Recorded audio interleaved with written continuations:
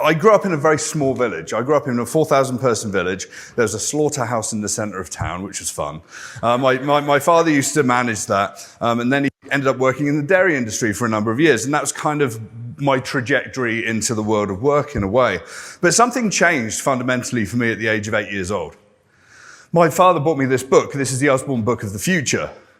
What's the world going to be like in the year 2000 and beyond? Now, this was in 1979, so the ideas were that we were going to be living on the moon, living under the ocean, where everyone was going to have robots at home, super smart homes, and fundamentally we were going to have things like smartwatches on our wrists. Now, I've kind of got a smartwatch on my wrist, and we've got smartphones in our pocket, so some of the things weren't so far-fetched.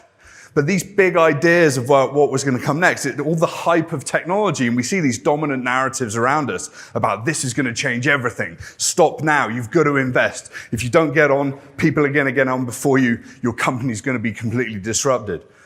That's not quite how it plays out. And we know that that's not quite how it plays out. So I try and shift ourselves away from looking at these hype cycles. And we see tons of them around right now, and we've got to cut through the noise. In fact, that's what we do as smart, strategic humans. And I like to cut from hype to hope. Now, I call myself a hope engineer as much as I call myself a futurist. And that comes from over 30 years at the coalface of data and analytics and AI. I did AI in the 90s at university, cutting through. But what I found is that modern theories of hope and my psychology background as well showed me that we can set these big, audacious goals, find the pathways forward, but then give agency to people and partners and friends to really realize our goals and what we need to have happen. And this idea of being a hope engineer, an idea that hope is going to drive us forward, isn't just a folly. It's not just, hope is not a strategy. Actually, hope is something that's a fuel. It's an energy for change. Hope for a better world in our futures, and also hope to have the actions to take place today in the partnerships and ecosystems within we work as well. So hope as an energy is a really important thing to bear in mind as we drive forward towards these hopeful possible futures that fundamentally are going to reshape our world. And what I do as a futurist is 4 fundamental things. And I run a think tank that's based with consultants all over the world. The first thing we do is we look, and this has already been spoken about today, we look at the signals of change. And we gather thousands of signals of change that indicate that something is going to happen and something is going to fundamentally shift how we work. It might be some technology, it might be a cultural change, it might be a new business model, it might be a pandemic. Let's not have one of those for a while, right? But all of these things come together, and as they start to interact, we step into the second part of what we do as futurists, is that we start to see emerging trends. Positive and challenging and sometimes mundane trends that fundamentally change how we work. And the third part is where we start to see the dynamics of change. And this is all about scenario planning and scenarios. What if in 2035 we see these people, these places, these systems, these cultural shifts, these products, these services change, the dynamics? How does that play out? Those dynamics are incredibly valuable from a strategic planning perspective. In fact, companies that do this work of the signals and the trends and the scenario planning are more vigilant. And it's actually been found that they're more profitable, they grow faster than other companies, they've got higher market cap by like 200% versus those that don't do it. You're either part of a future state of the world and you can define what you are within that world, or you're a passive observer and the futures are going to be affected onto you, right? So the value of futures is to step forward and to be dynamically involved. And that brings us to the fourth piece, and I'm going to sort of round off the keynote in a while by talking about storytelling. And why is storytelling really important? Well, it really brings you into the moment. It deepens your connection with that future state of the world. Whilst the dynamics within sort of the strategic planning can help us understand how things move around, the inputs and the outputs and transformations, the stories help us feel what a future is like. When you can feel what a future is like, it becomes a lot more real for you, and you can take strategic direction from that. But we're going to have some fun, and we're going to look at some of that a little later on. Now, I talk about the value of futures thinking, and I like to give an example from the real world by looking back at something that happened that sort of shaped the world that we're in. And I'm going to talk about the world's greatest technology futurist that you've probably never heard of. And I ask all my audiences, who's heard of Douglas Engelbart? Anyone in the audience? So Douglas Engelbart left the Navy at the end of the Second World War. He's an electrical engineer, incredibly smart guy. He thought, the military-industrial complex of computing seems interesting. He started reading articles by people like Vannevar Bush and whatever about the MEMEX and the idea that these could be used for augmenting human capabilities. So Douglas Engelbart got a bunch of money from NASA, he got a bunch of money from Stanford, and he set up the Department of Human Augmentation. We've talked about augmentation today. It's common today. Well, this is ground zero. This is some footage from a demonstration called the Mother of All Demos that happened in December 1968 in front of about 1,000 people in San Francisco. Now, Douglas and his team over a number of years had invented a number of pivotal inventions and early versions of personal computing in a system that he called, very catchily, the online system. He invented the mouse, touchpads, hypertext linking, early versions of the internet. They had to build new kinds of modems to connect Stanford to downtown San Francisco for this demonstration. Editable documents, video conferencing. Still kind of looks like what video conferencing is today, right? This is over 50 years ago. Still tough. Still difficult to do. Now, you can go and see this full demonstration online at YouTube. It's about an hour and a half long. It's a very charismatic guy. But, 1,000 people stood up. They applauded. They couldn't believe what they saw. I mean, the system was shaky. It wasn't perfect. But it really showed us a new way of human augmentation. And Douglas Engelbart and his team went back to their research and got on with the work. Now, over the years, there was a number of other companies that had sort of seen this and developed the technology a little bit further. You've probably heard of Xerox. And Xerox PARC, Palo Alto Research Center, they developed the ideas of the mouse, object-oriented programming, graphical user interfaces, and built this. This is the Xerox Alto, the world's first proper personal computer. About $35,000 US in the mid-70s. So not many people bought them, if any. There was a lot of demonstrations, though. Now, the Xerox leadership were obviously focused on the future, but their future was better copiers, better printers, not personal computing. They were kind of excited by this, and they did tons of ideas in the Xerox PARC, but like the personal computing that they really looked at didn't really excite them that much. Who was going to have a personal computer at home or in their office, right?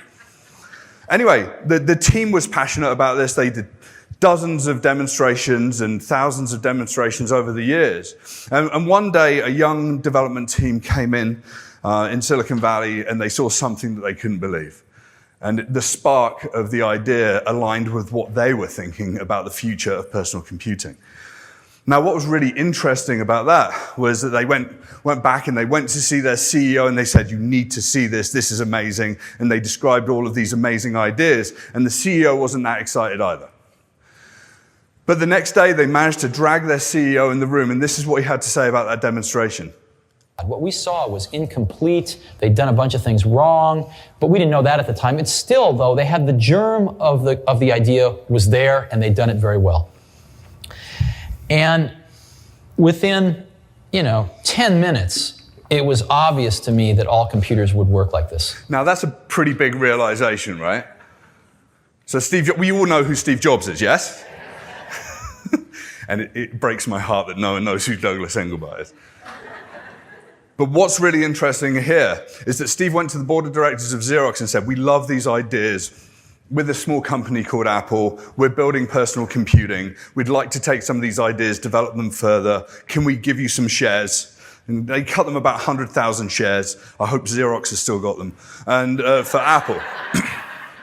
Anyway, what was really interesting was, over the years, they sort of reinvented things. They took some of the ideas about graphical user interfaces and the mouse and a number of other things, and a number of other tech companies out in the world did the same. But Apple sort of got ahead of the game. But what's really interesting about this is the signals and the trends sort of really came from thinking about new use cases. The scenarios came from Steve Jobs thinking about how creativity was going to change the world and liberate ourselves from the mundanity of the day-to-day work that we have. And we know that Apple is synonymous with creativity and thinking differently. But what's really interesting about this is really stepping up and really telling the story. So in secret, Steve Jobs went up to a director called Ridley Scott, who'd just made a movie called Blade Runner, and a great creative director out of California called Lee Clow from Chiat Day. And they developed an ad. 41 years ago at the Super Bowl, they released the famous 1984 Apple ad. You've probably seen it. Now, the Super Bowl wasn't that exciting that year, but the ad got everyone jazzed. Now, it traveled around the world, all the earned media, everyone was talking about it. And what was really interesting about the ad, if you look at it again, it didn't feature the computer. It told a story about liberation from mundanity and creativity and breaking the system and being something new with the Macintosh, right? And what was interesting about that is that the board of directors of Apple went absolutely ballistic. You spend how many $1 million on something that doesn't show the computer that we're selling? Now, what was interesting about this was the story about Xerox and Apple in the situation, having that future vision of looking at the signals and the trends and the scenarios and the stories. And what this did, not only for Apple as a company, but the entire world and a number of industries and other competitors to Apple as well, and what they did. You know, famously, Apple and Microsoft and the whole graphical user interface Windows revolution came from this as well. That tension actually created something great. Now, I just checked the market cap of Xerox. It was about $488 million. The market cap of Apple, $3 trillion. Futures thinking, right? Now, 50 years. How do you have commitment? You have to have commitment, you have to have belief, you have to have drive, you have to have a ton of cash, right? To get there. So it's not as simple as sort of stepping forward. But what is simple within the world of work and what you do strategically is the ability to ignite your imagination to see outside of the lines,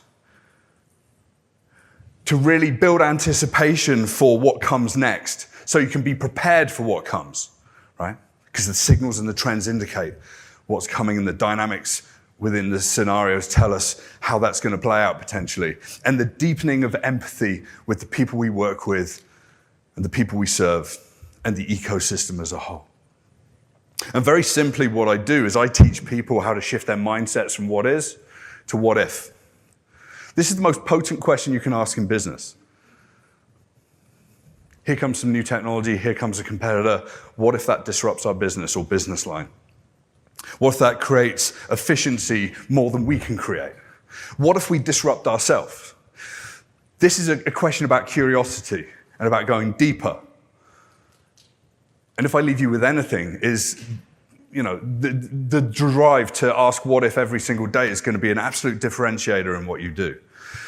Okay, so having talked about the stories of Apple and Xerox and Doug Engelbart and a number of other things, sort of shows us the power of futures thinking.